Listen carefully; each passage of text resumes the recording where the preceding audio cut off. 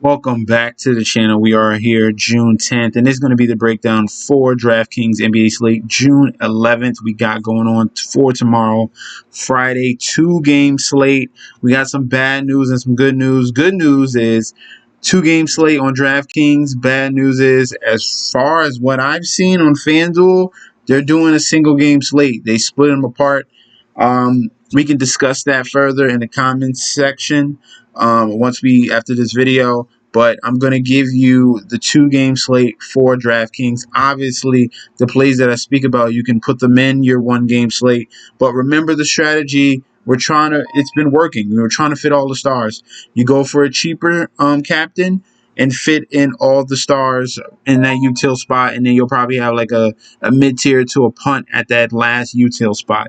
And that's usually what's been going on at the top of these tournaments, at the first to all the way to top 100. Okay, just for you guys to know, I appreciate you guys so much. Just looking at the comment section, I'm going to give a shout out to Patrick Bush. Thank you for being very consistent. You're there every single video, showing support and love. I thank you for there, and we're gonna keep rocking and rolling. Let's get to 400 to 1,000 and keep on pushing. Shout out to E Paradise. I know you was asking for some information. I was there to help you. Hopefully you cash. But as you can see here, this is what I'm asking for. We're a community. We're trying to get all connected. If you have a question, if you want to show some love, I'm here for you. That's not a problem. That is not a problem, okay? And before I get into tomorrow's slate, I'm going to post the screenshot. I'm going to post it as soon as this video is put up. I promise you. So I have that $12 lineup that I showed you in a previous video. Plus, last night, I hit on a parlay. I told you I liked Chris Paul. That's why I used the thumbnail. I went for Chris Paul double-double and the win. That was at plus 220 on DraftKings. I took that, turned $20 to 70. I'm going to post that picture up on Instagram as well. So let's get into tomorrow's slate. Friday, 2-game slate we got going on between the Denver Nuggets and Phoenix Suns, and the Philadelphia 76ers and the Atlanta Hawks. Now, starting off with the point guard position, 7K and below, you know the rules with a 2-game slate. Facundo Campazzo, the rookie, the 30-year-old rookie here, starting in his second playoff series. Yeah, been very up and down, but when he gets clicking, the offense starts moving. Plus, they're going to be home. I expect a better performance out of him, but better than what he did in Game 2. Game 3, they're going to need a big performance out of him so they can keep this close and not go down 0-3, which would be horrific for the Denver Nuggets. He can shoot the 3-point ball. He can facilitate very well, and he can chip in for a couple threes here and there. So, Facundo Campazzo is a solid play. Getting starters minutes at 5,200, very cheap price for him. They're going to need him, especially. I like him at that price. And you get dual eligibility with the point guard, shooting guard position. Next is going to be Kevin Huerter at the shooting guard position, 4,700, and you get small forward. So, like I said before, with DeAndre Hunter out for the rest of the season with the surgery, Kevin Huerter and Danilo Gallinari get 2 big boosts in the offense for the second unit, and they're going to get starters minutes. Kevin Huerter, especially, he got 36 minutes in the last game. We'll talk about Danilo Gallinari a little bit later. But with him, Kevin Huerter, he is a score-first type of guy. He's going to get mostly points, so he was able to score 20 points in Game 2, chip in with 2 blocks, 2 assists, and 2 rebounds. You're not going to usually get the blocks, but hey, if it comes, why not take it? And he is still under 5K, getting well over 30 minutes. The value is there at 4,700. If we get another 30 bomb, that is perfect. That is perfect, and we can move on to another spot. That's all you need, all right? Get someone nice and cheap, get you a nice 30 bomb, and then you can move on with your extra salary and pay up in other spots. Next is going to be Michael Porter Jr., all right? We're going to take a shot here. I understand he has a back problem similar to what he had in college, and he is probable for game 3, so he is back. And now you get him at a very cheap price. So you're getting Michael Porter Jr. back home where he plays better basketball. Let's just see the splits. Yeah, as you can see the splits right here. Just an idea for the regular season. 36 DraftKings points at home compared to 30 on the road. He struggles on the road. This is a must-win game. You need him in game 3. We were able to capitalize on Middleton in game 3 against the Brooklyn Nets. Now let's capitalize on Michael Porter Jr. in game 3 against the Phoenix Suns in a must-win scenario. Okay, he's gonna have to knock down his shots.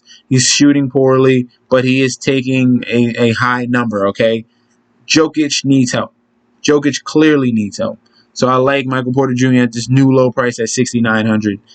Next is going to be Danilo Gallinari at the power forward spot, 4,800, just $100 more than Kevin Huerter. And now you get the former Knick, he's been everywhere, man. Danilo Gallinari is coming in, getting a boost in minutes. He got you 21, 9, and 2 assists in game 2 with his newly acquired minutes, and I expect him to do the same thing. He is not shy chucking the 3 ball. He was 5 for 9 in game 2, and he will continue to put on that pace and pressure because the Atlanta Hawks are going to need those points to stay at pace with the Philadelphia 76ers. And there's a bonus that the fact that the Atlanta Hawks are home, and you know how Philly all season long struggled on the road. That's another huge point, okay? Another huge point you got to see. So this can be a situation where Atlanta can get up and pull away, and because you know how Philly struggles on the road. They are a very, very strong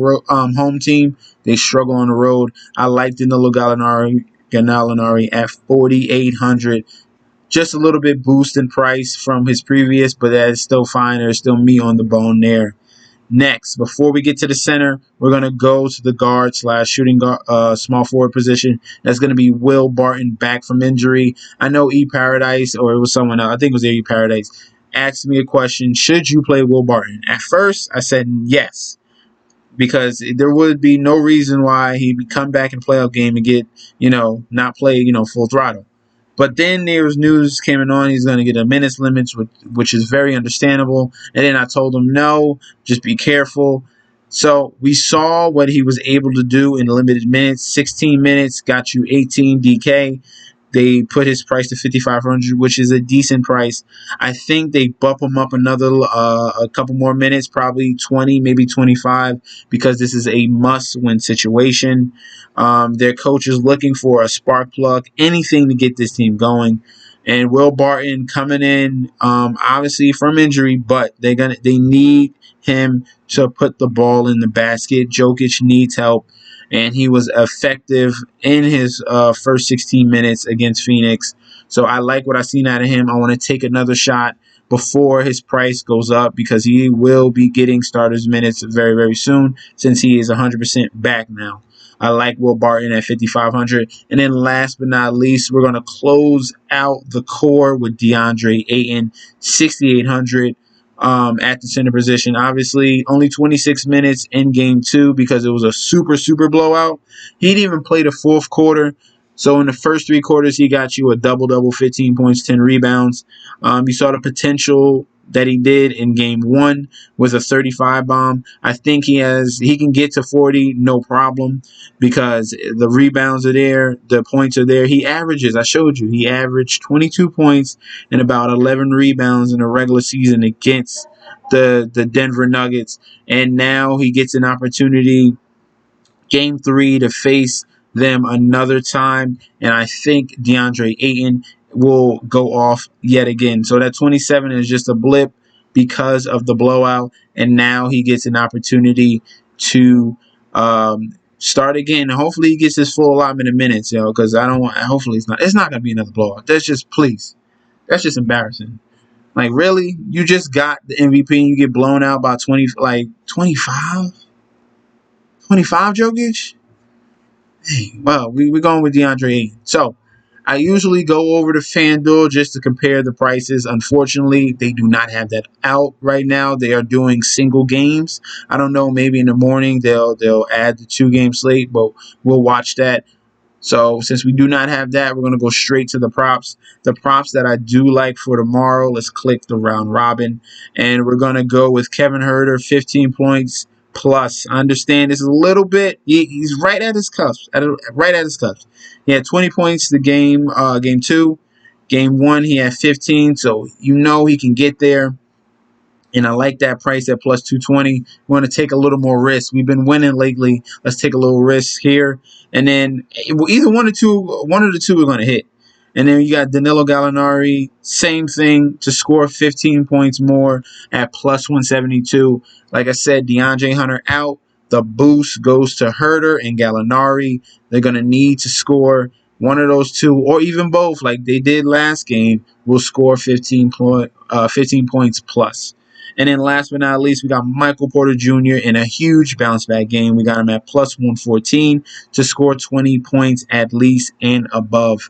And I like that there. I like the young kid to come back and bounce back from a poor performance recently. And the new price at 6,900, it tends to mean that he's going to go off. Okay, it's too cheap. Too cheap for Michael Porter Jr. I appreciate you guys for checking in. Don't forget to like, comment, and subscribe to the channel. Follow me on Instagram and Twitter at MessageSD. And I'll be back tomorrow with another video. Peace out.